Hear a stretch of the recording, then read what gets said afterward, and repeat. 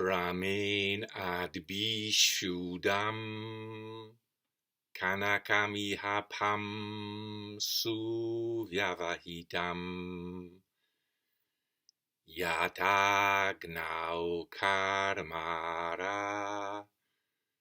pacati bhṛśam āvartayati tathā yogācāro nipuṇam doṣa-vyavahitaṁ viśodhya kleśebhyaḥ śamayati manaḥ saṁkṣipati. Saundarananda 1568. Back to the gold mining metaphor. As a smith in this world methodically takes gold washed with water, separated from dirt, and in the fire he melts the gold, and then he turns it over and over.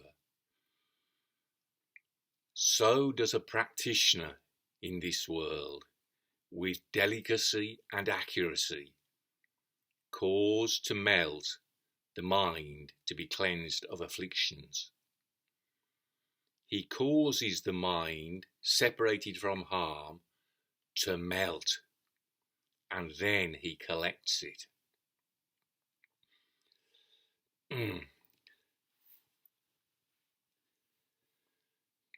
Struggling this morning where I woke up very early, couldn't sleep, sensing I was getting a headache.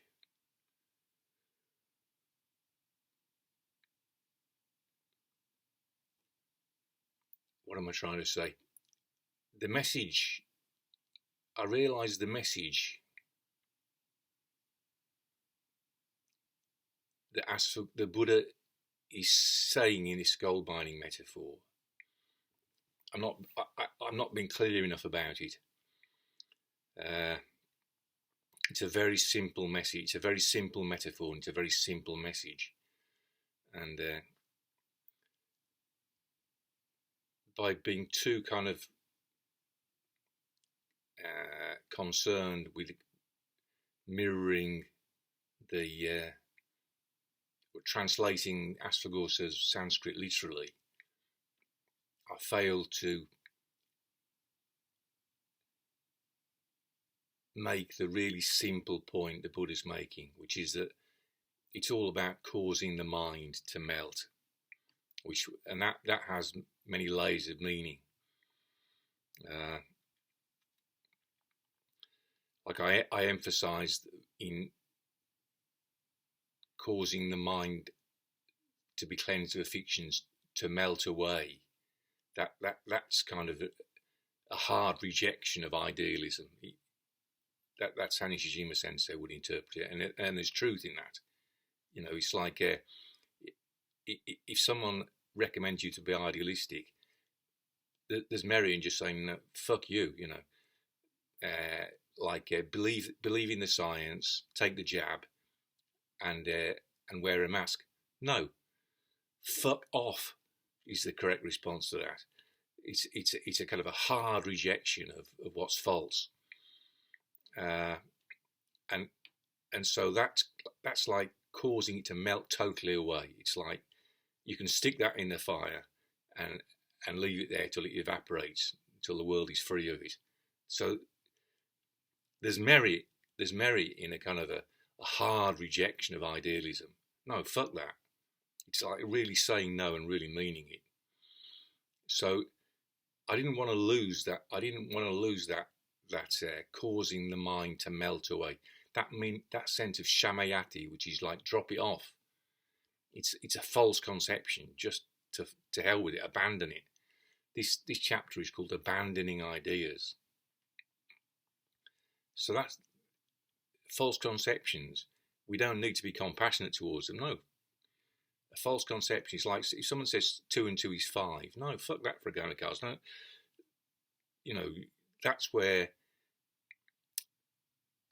the kind of the sword of wisdom wielded by letting it happen comes in handy.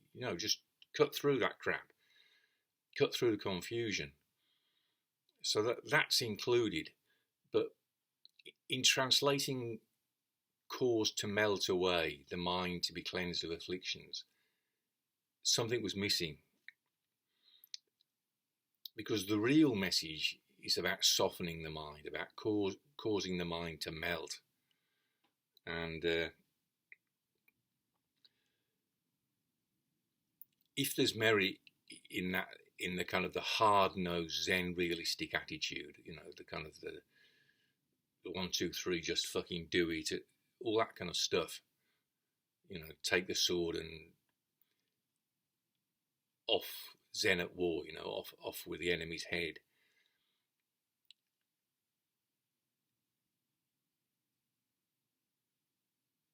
It's not ultimately what the Buddha, that isn't really what the Buddha's talking about ultimately.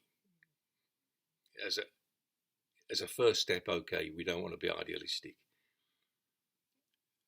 We don't want to be culty, to hell with that. We want to have a kind of a sharp mind in regard to that harmful stuff. But that's more kind of included in separating the mind from dirt. That's like washing the particles of gold in the water so that it's separated from dirt, separated from harm. Idealism is harmful, especially if it's been used deliberately by the banking cartel to try and get control over everybody in the world with the vaccine passports and digital infrastructure and so on and so forth. No, we want to wield the axe in not complying with that stuff. So that's like separation from harm. But the real essence of this verse, which I realised for me, and in responding to Toby and Martin, the real essence of it relates to, like Jesus said about the greatest in the kingdom of heaven. When asked who's the greatest in the kingdom of heaven, Jesus brought forward a child and said, look, unless you show the humility of this child, you won't get into the kingdom of heaven. And it's that kind of message the Buddha's saying here. We don't get into the kingdom of heaven. We don't, let's say, realize nirvana with the mind of the Zen expert who knows all about the difference between, sarvastivadins and sautranikas, and he's deeply familiar with the writings of Richard Gombrich, and studied not only Asvaghosha and Nagarjuna but Vasubandhu. We don't need any of that stuff to enter the kingdom of heaven. We just need the humility to understand a very simple message. That's what this is. Really, the essence of this is the simple message. So that's what I realised. I needed to bring out the causing to melt, the shamayati. That's the one thing I wanted to bring out in the verse. So here we go. As a smith in this world methodically takes gold washed with water, separated from dirt, and in the fire he melts the gold, and then he turns it over and over. So does a practitioner in this world, with delicacy and accuracy, cause to melt the mind to be cleansed of afflictions. He causes the mind separated from harm to melt, and then he collects it. So I've translated shamayati twice. He causes to melt the mind to be cleansed of afflictions, that includes in light of emptiness, the dropping off of a non-empty conception of a mind as the object to be cleansed. Okay, that's included there. But he causes the mind separated from harm to melt. That's the point. It's a point for me, it's a point for Martin, it's a point for Toby. See, as I mentioned a few days ago, I received messages from both Toby and Martin, and I didn't need to study in detail what they were saying. I could just see it's not the mind of a child they were showing me.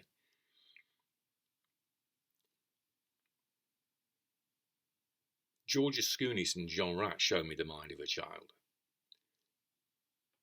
It's never the arrogance of one who knows. It's always the humility of people who are open to the truth. It's very simple, actually, when you see it like that. And so, I mean, having said that, I should feel grateful to Toby and Martin for holding up a mirror, because it's all of us, really, all of us who aren't in the kingdom of heaven. There's the problem. We're conditioned in the direction of intellectual arrogance with a whole bunch of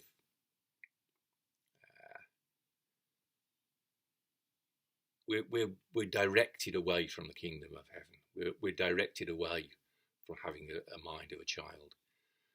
And Zen realism in my life has been part of that.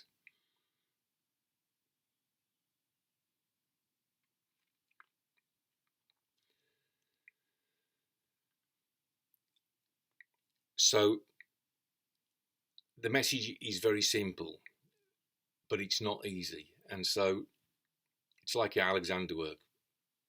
The essence of it is you just think up. But what does that mean? How do we translate that into action? Well, we invariably some variation on the theme of pulling down. So when I translated this 15 years ago, I translated nipuṇam. So the two words are krameṇādbhiḥ, which means with steps, literally, with steps, step by step, methodically, gradually. And that's mirrored by nipuṇam, which means skillfully, intelligently. But if you look in the dictionary, two words that are also given under nipuṇam are delicacy and accuracy. And so my response to both Toby and Martin has been a kind of, as I'm kind of conditioned just to say, bullshit, fuck off. Fuck off with your bullshit, your arrogant, intellectual, arrogant bullshit. So that a certain lack of delicacy and accuracy there. This is what I was reflecting this morning as I realised I went back to bed and could see I was getting a headache and felt like something jagged and hard in my whole nervous system. So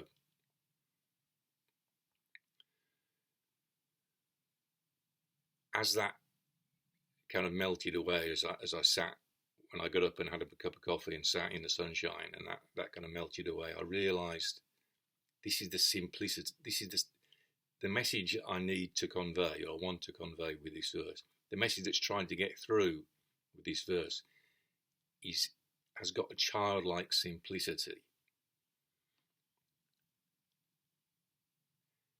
But in order to keep separated from harm, the harm of intellectual arrogance, the harm of objectifying stuff, the harm of othering, the harm of projecting one's faults onto others, all that stuff. It requires, it's not a gross matter. It has to be done with delicacy and accuracy. And so in that light, you see, I didn't want to engage Toby and Martin in a kind of specific discussion of the points they raised, because I could just sense, no, that's not it. I just wanted to tell him, no, that's not it. Martin exasperatedly finished his exchange by saying, "You seem to want people to come and listen to you, but also to fuck off at the same time," which that's true. My wife actually has said for many years that I send people away. Unconsciously, I send people away. Maybe that's part of the will to keep a separation, but it's probably a rather gross, unskillful approach to keeping separate. But okay, well, while I'm on the subject of Martin's conclusion, he says, "I don't have any doubt about my Zazen practice, not one bit, but Buddhist philosophy is another matter." So let's see if I can handle that with delicacy and accuracy, rather than responding as I did with a emoji of a clown, because Martin has rather manifested himself as a clown by saying that. But with delicacy and accuracy, I need to point out why. Because what we don't, to be free of doubt, is, as followers of the Buddha, is to be free of doubt in what the Buddha taught. And the Buddha did not teach Zazen. He did not objectify Zazen as the thing that we should worship and put on a pedestal and believe in and not have doubt about. The thing not to have doubt about is the teaching of emptiness, aka dependent arising, which has to do with causality. And because we believe in that, it's like in Shobogenzo, Shinji Ninga, deep belief in cause and effect. Because we believe in the teaching of dependent arising, which is cause and effect, Inga, cause effect, as translated in Japanese and Chinese, is a very poor rendering of it, because it's just like othering of cause and othering of effect. That's why MMK starts off with pratyaya pariksha, exploring of causality, exploring of conditionality. And the gist of that chapter is not to objectify causes and effects as separately existing things, as tends to be done in science. You know, this is the root cause, this is the condition, etc., etc. To separate them out analytically. No, causality doesn't work like that in light of emptiness. But that isn't to negate that conception of cause and effect is by no means to negate causality. On the contrary, it's because we believe in causality that we practice cultivating the practice of cultivation. We practice letting happen as a way of growing, believing that we're growing. Not with a scientific, complicated understanding of how everything works, but more with a childlike belief. If I don't do harm and practice good, I'll keep growing in the right direction. That's the kind of belief that we need. Not belief in Zazen, belief in causality. And because we believe in causality, because we understand and believe in Buddhist philosophy, we practice bhavana. So when mind says, I don't have any doubt about my Zazen practice, not one bit, but Buddhist philosophy is another matter, well, I'm tempted to say he's totally missed the point. Well, he has totally missed the point. It's because we believe in Buddhist philosophy, the teaching of dependent arising, of suffering, we believe in the method that the Buddha taught, which is bhavana, of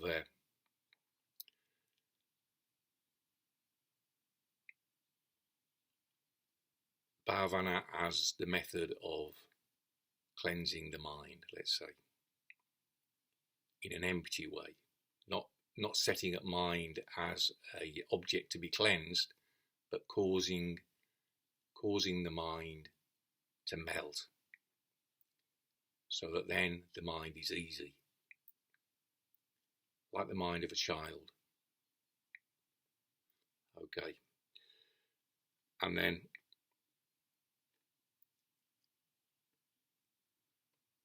again, it's in light of emptiness. So when I read what Toby wrote, the thing which just jumped off the page, off the screen at me, is he kept coming back to this.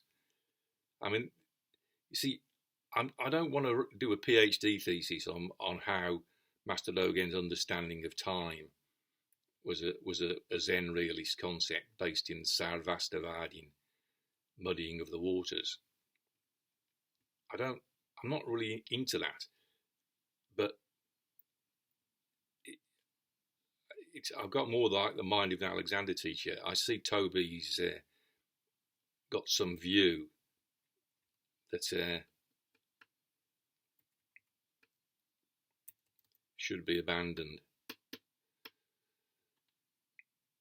I've sort of messed up my computer somehow, where I can't use the cursor properly. So here we are. Here's some snippets of what Toby said. This is Dogen's method of expressing the middle, which is just pointing at the ineffable here and now.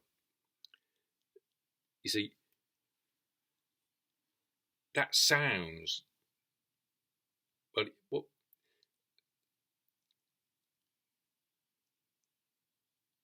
that's not it, you see, because why is it not it? Let's try and be delicate and accurate about this. The pointing at the ineffable here and now is othering of what's happening now. In Nagarjuna's teaching, now is an adverb. I would translate it as an adverb. So what's happening now? What's happening now is the question. Seeing what's happening now as happening now. That's what the Buddha, yathā buddha. It's not seeing things as they are, which is othering of things. It's what's happening now. The now being visited is not out there and it's not in here. The now being visited. That's the skill of the Nagarjuna's own expression, gamyamana, the now being visited. Does the now being visited mean stuff out there, or does it mean mental phenomenon going on in here? No, it doesn't mean it doesn't. There's no separation. And the now of the now being visited does not other the now. It doesn't do the Eckhart Tolle thing, put the now on the pedestal.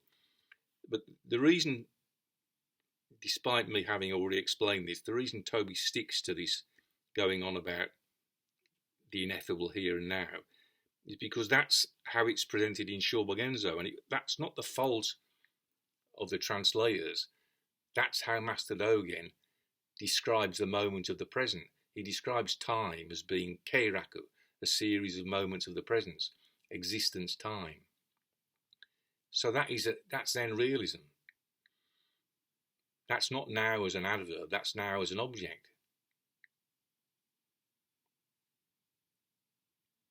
See, but I'm not really interested. I haven't been interested for 15 years in going back and sort of sifting through the minutiae of what Master Dogen got wrong. I just see it more like an Alexander teacher. No, it's not that. That's not it. So, but if it helps, Toby, there you go. When you talk about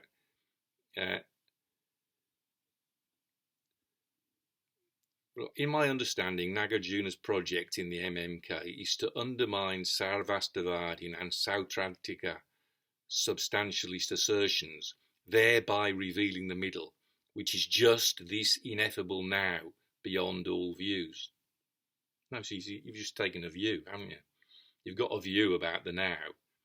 See, so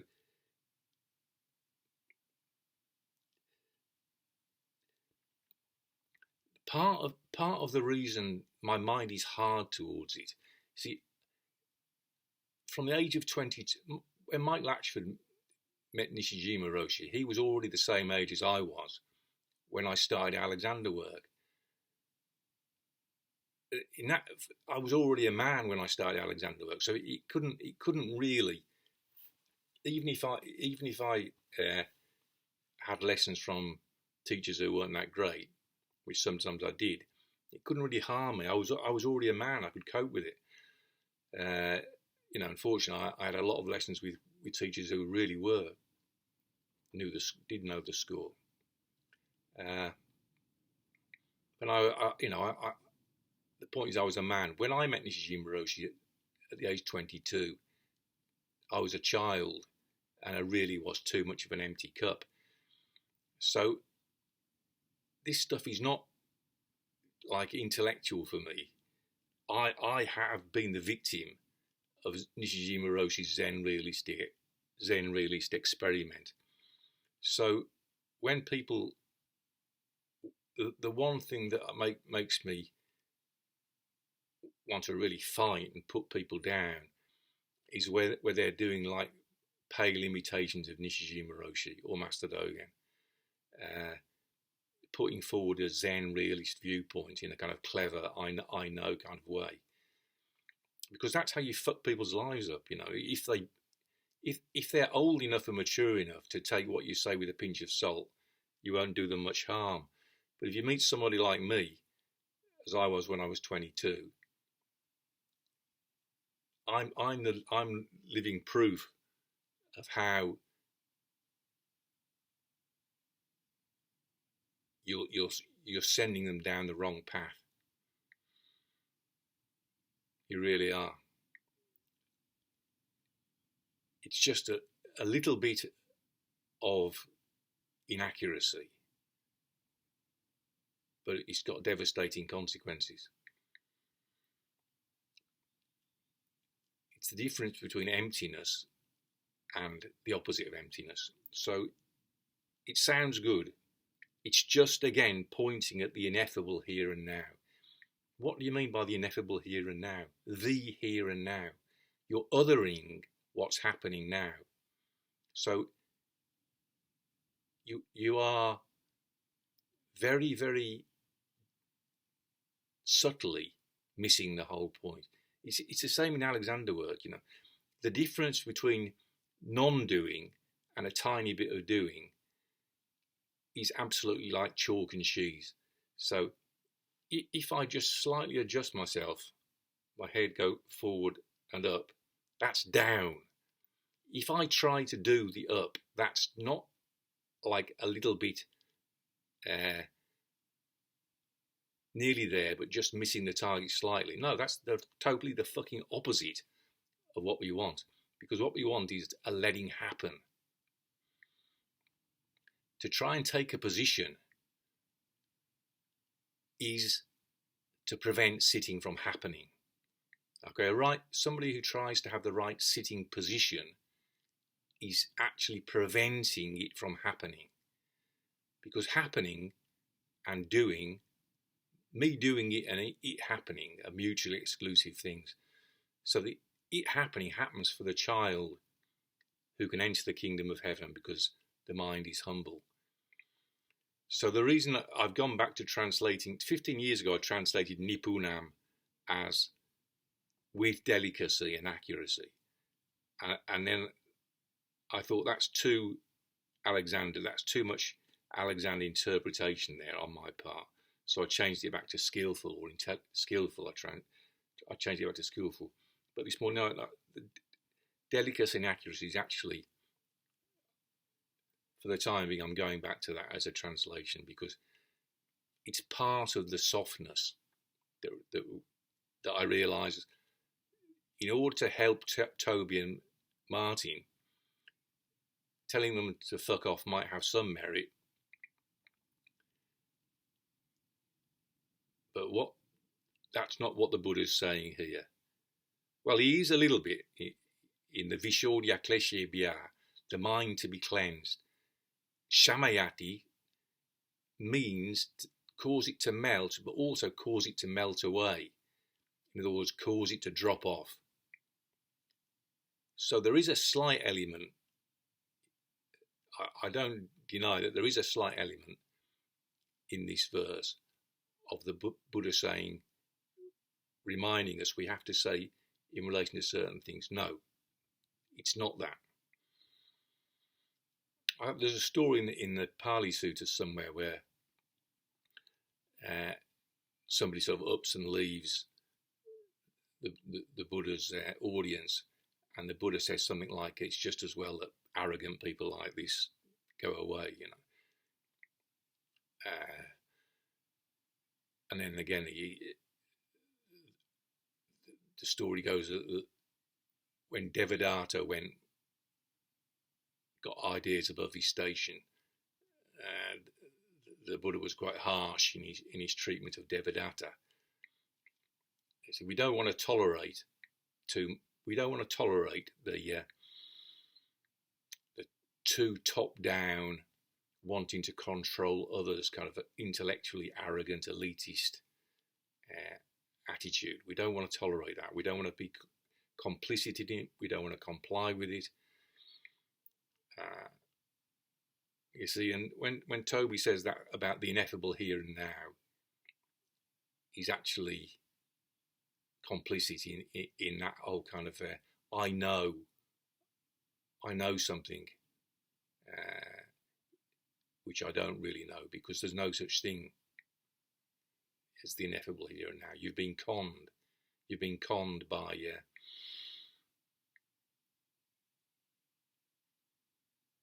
your conditioning, by a lot of innocent misunderstanding, by Chinese whispers, by wrong teaching. Okay, so but in negating that, it can't just be that just to say no, that's wrong.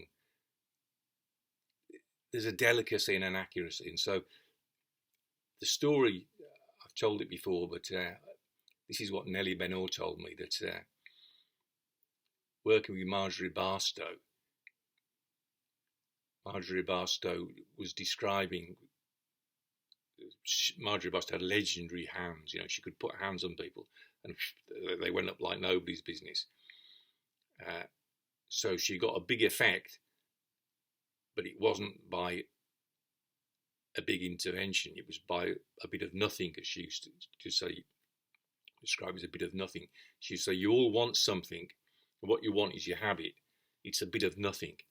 So with this bit of nothing, Marjorie Barstow would produce remarkable effects on people she was working with. And when she was working with Nellie Benor, she talked about a delicacy. So it was nothing gross or hard. It was a delicacy. It relates to this thing of melting, its softness.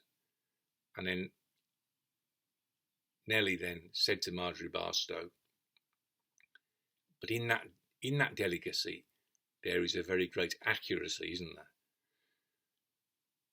And Marjorie Barstow said, yes, there is. So those two words, I remember that story when I was looking at a dictionary 15 years ago for how to translate nipuṇam. Nipuṇam means delicacy and accuracy. That delicacy and accuracy, it's something that skilled teachers have. But it's not antithetical to the child mind that Jesus spoke about. That's the difficulty. It's difficult because you hear about delicacy and accuracy and you want to get your dirty paws on it. And so again, we turn everything into an object. We other everything, So even as an Alexander teacher, you set your sights on delicacy and accuracy.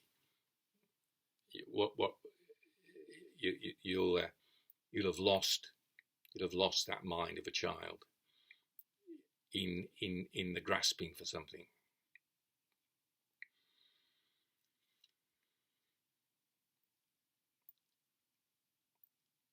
The point is to cause the mind to melt. As a smith in this world methodically takes gold washed with water, separated from dirt, and in the fire he melts the gold, and then he turns it over and over, so does a practitioner in this world, with delicacy and accuracy, cause to melt the mind to be cleansed of afflictions. He causes the mind separated from harm to melt, and then he collects it. Okay, so the first of those two verses of the gold mining metaphor is really pointing us towards practice of samadhi, collecting the mind over and over again, knees forwards and away,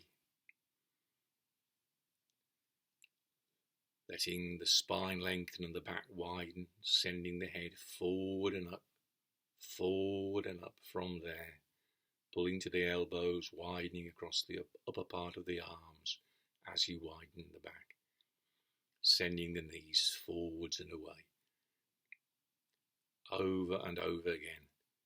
Alpechu samtushti praviveka virya smriti samadhi prajna nishprapansha prapanchopashamam, the melting away of othering.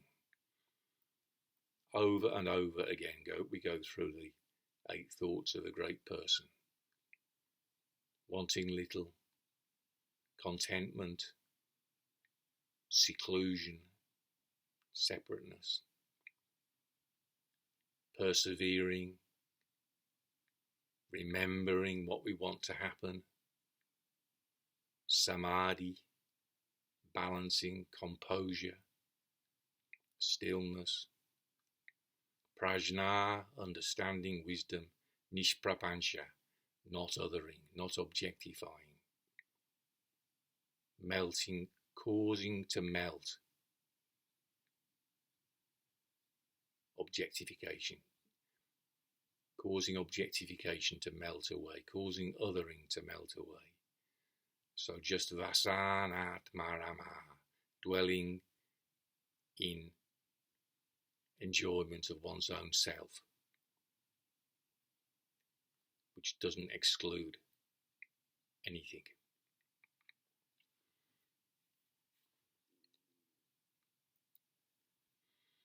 Yathā sva-cchandād upanayati karmāśraya-sukhaṁ suvarṇaṁ karmāro bahu-vidham alaṁkāra-vidhiṣu manaḥ shuddho bhikṣur vāśagatam abhijñās vapitata yatecham yatrecham śamayati manaḥ prerayati cha.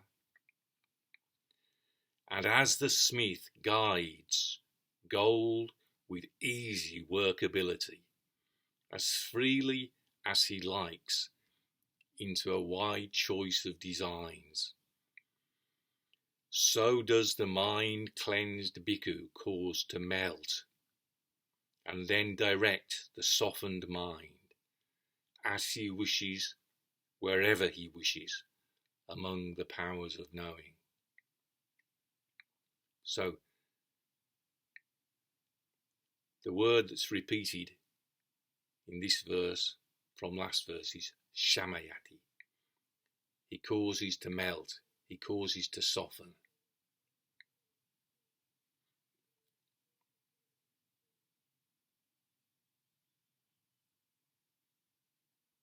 He causes the mind to melt.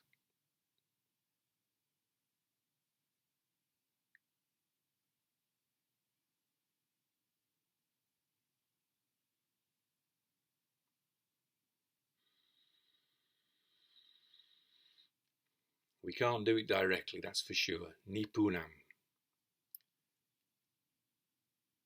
Nipuṇam means intelligently, skillfully, with delicacy and accuracy. Krameṇādbhiḥ, in steps, gradually. So Shila, Samadhi, Prajna. Those are the steps. Keeping the precepts or good practice, virtuous conduct, Shila, Samadhi, composing the mind, letting the mind be still, stopping disturbing thoughts,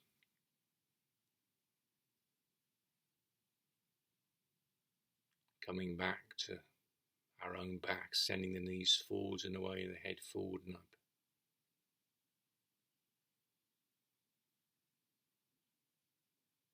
Like something containing water, keeping water still, letting the universe be, letting what's happening throughout the universe, gravity, everything,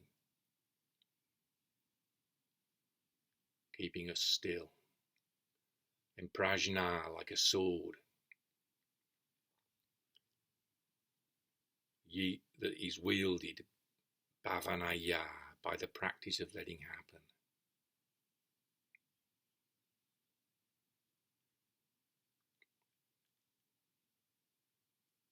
Through Shila, when we practice Shila, harms or faults don't venture to attack us. When we sit in Samadhi, the harms are like charmed snakes.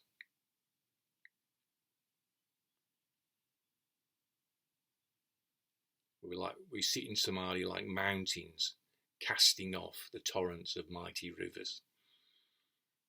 But prajna, nihanti, destroys harms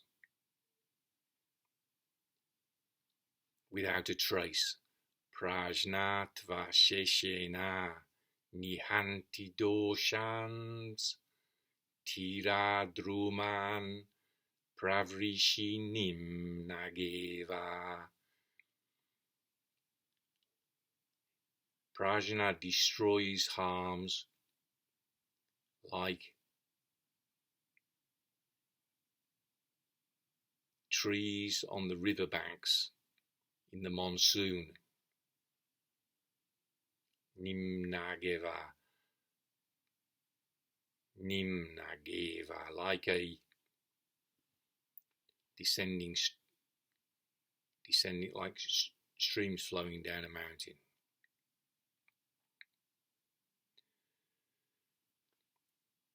So this understanding, this wisdom, is what really separates us from harm. Just the understanding, separating the mind from harm with delicacy and accuracy.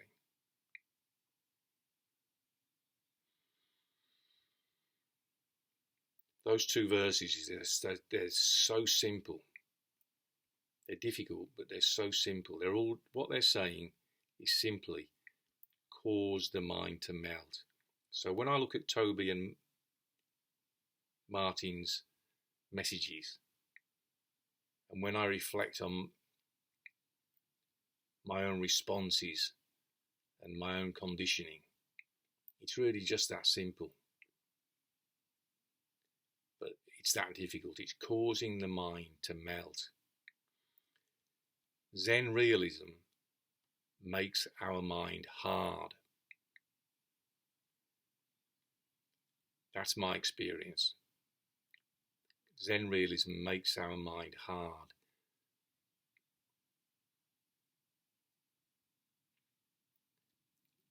It's like in the Chinese Zen, they talked about having horns on the head, you know.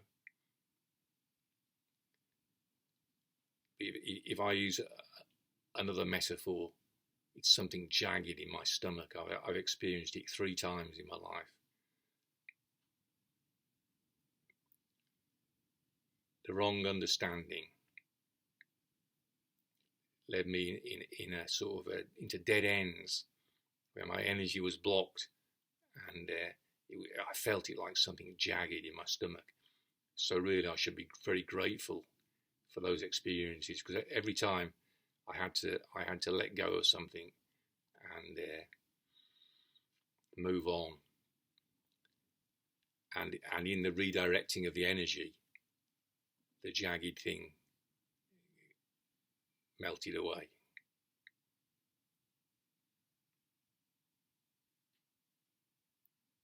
It's not an intellectual.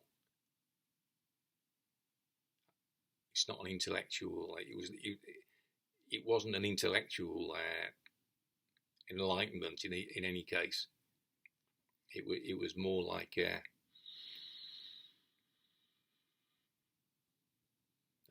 something melting, something partially melting. That's the point.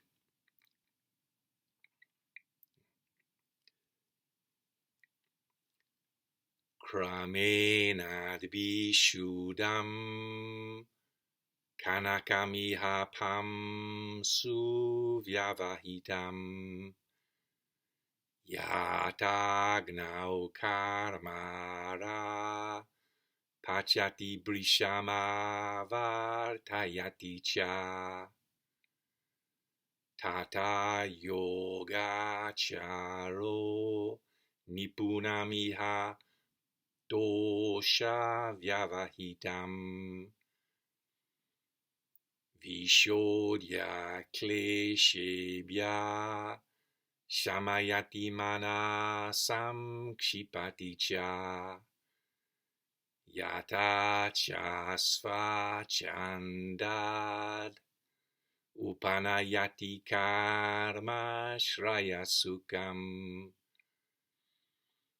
suvarṇaṁ karmāro bahu-vidham alaṁkāra-vidhiṣu